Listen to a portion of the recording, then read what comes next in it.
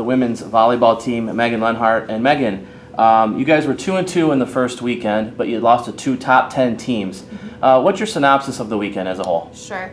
Our team has set some pretty big goals for the year, and one of them was to start off the season with a win, which we haven't done in the last 4 or 5 seasons, playing really tough opening weekends. So I thought it was really positive that the girls were able to pull out a 5-set match to win their first match of the season against a good St. Francis team.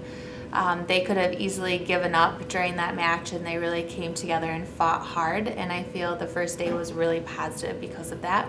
Day 2, we obviously went up against some tough competition. We were a little depleted with some injuries, but the team still fought hard, and I think our newcomers were able to see the level of competition that we're working to get up to this season.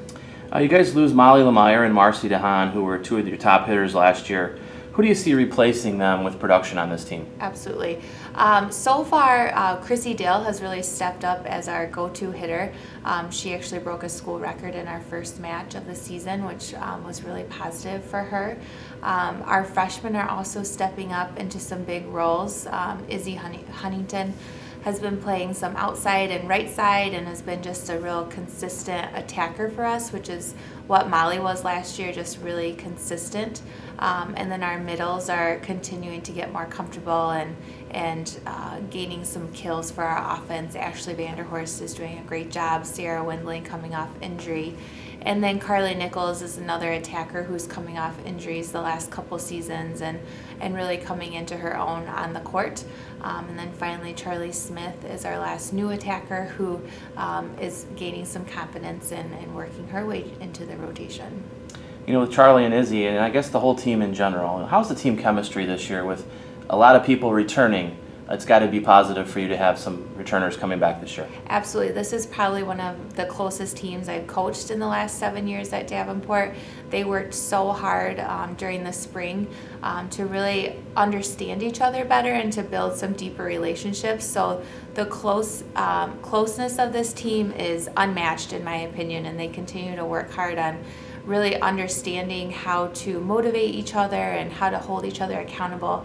And I think that's going to carry us a long way into this season. You guys were champions in 2014 in the WAC, and last year I believe you were tied for 4th in the league. What's the outlook for the league this year, and how do you climb back up to that point? Absolutely. It's going to be a different year because we have split into 2 divisions. So our primary goal is on winning our side of the division first, the west side, and our biggest competition will be Lords, the champions from last year.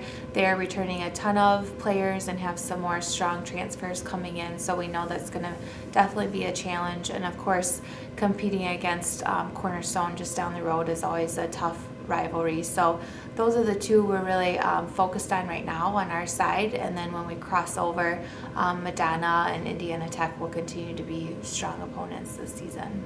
You know, overall, what are your goals and expectations for the team this season? Our goals are to win our final year playing in the NAIA and the WAC conference. I've played in this conference as a player and now as a coach for 7 years, so it's kind of bittersweet to be ending that run, and we really want to go out on a bang and add another year to our WAC conference banner on the wall in the gym, so that's what we're setting out to do. Thank you so much for your time.